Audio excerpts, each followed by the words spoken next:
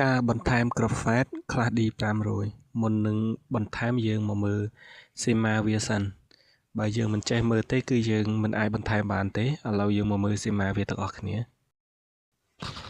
នេះគឺជាសីមារបស់ខ្លះឌីហើយសីមានេះគឺវាប្រើអ៊ីសេមួយគ្រាប់សម្រាប់ធ្វើជាសញ្ញាបញ្ជូនមកក្របហ្វេតដើម្បីឲ្យហ្វេតធ្វើការ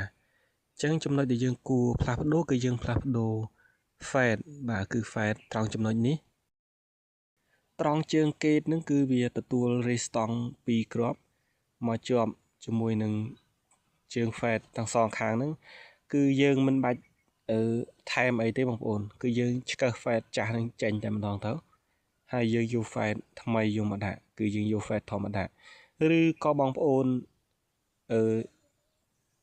ដោះហ្វេតនឹងចេញហើយយកហ្វេតថ្មីមកតខ្សែចេញមកក្រៅក៏បានដែរបងប្អូនអាចដាក់2គូឬក៏1គូជាធម្មតាក៏បានដែរ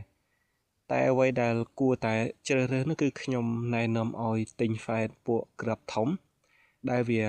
ធន់កម្លាំងភ្លើងបានច្រើនសំខាន់គឺអំពីឲ្យវាធន់អំពីបានខ្លាំងអញ្ចឹងយើងយកពួកនឹងមកដាក់គឺយើងអាចប្រើប្រាស់បានធន់និងមិនងាយក្តៅនោះទេយើងគ្រាន់តែតឲ្យដូចសភាពដើមរបស់គេមកពីនាយនឹងទៅគឺយើងអាចប្រើប្រាស់បានហើយប៉ុន្តែសម្រាប់ខ្ញុំប្រើត្រឹមបាស2គ្រាប់ហ្វេតអត់ក្តៅទេបងប្អូនយើងអាចប្រើប្រាស់បានអញ្ចឹងយើងមិនគួរដូរក៏បានដែរបងប្អូនព្រោះវាអត់បញ្ហាទេតែបើថាយើងប្រើបាសរាងធំបើវាក្តៅយើងអាចដូរអញ្ចឹងទៅឥឡូវយើងមកមើលសីមាយើងម្ដងទៀតតើអ៊ីសេនេះវាមានចំណុចត្រង់ណាដែលយើងអាចកែប្រើប្រាស់ភ្លើងតិចភ្លើងច្រើនបាទឥឡូវមកមើលតើអ៊ីសេដែលបញ្ជូនសញ្ញាឲ្យទៅហ្វេតគឺអ៊ីសេមួយនេះឯងគឺអ៊ីសេ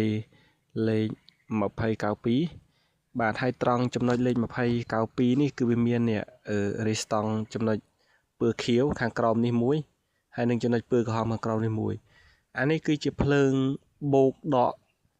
គឺចូលមកជើងអ៊ីសេអញ្ចឹងបើសិនជាយើងប្រើភ្លើងខ្ពស់ខ្លាំងគឺគេកែរេស្តង់ទៅនឹងឯងបងប្អូនខ្ពស់ខ្លាំងយើងដាក់រេស្តង់គីឡូកាន់តែខ្ពស់តែបើសិនជាភ្លើងនឹងវាខ្សោយវាតិចយើងដាក់គីឡូកាន់តែតិចព្រោះចំណុចជើងត្រង់នេះគឺគេកំណត់វ៉ុលឲ្យវ៉ុលយ៉ាងតិច 5.2 វ៉ុលអីជាដើមអញ្ចឹងទៅបើយើងដាក់រេស្តង់តិចពេកភ្លើងវាបុកមកខ្លាំងខ្លាចវាខូចអីចឹងថ្មីត្បិតតែវាមានយ៉ូតសិនើការពារមែនតែយើងត្រូវតែដាក់រេស្តង់កាត់អំពីវាកុំឲ្យវាគប់មកឆេះដល់អ៊ីសេហើយយើងកែត្រង់នឹងឯងបងប្អូនបើថាយើងដូរហ្វេតធំនឹងដាក់ភ្លើងខ្លាំងលុះត្រាតែយើងកែរេស្តង់ទៅនឹងដែរទើបអាចប្រើប្រាស់បាននឹងសម្រាប់ខាងបងប្អូនប្រុសម្នាក់កាត់សួរអញ្ចឹងណាចឹងខ្ញុំមកបកស្រាយឲ្យកើតបានយល់ត្រង់ចំណុចហ្នឹង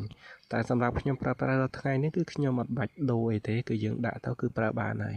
គ្រាន់តែបើថាភ្លើងវាស្ដើងពេកវាតិចពេកយើងគ្រាន់តែកែរេស្តង់ហើយយើងអាចប្រើប្រាស់បានធម្មតា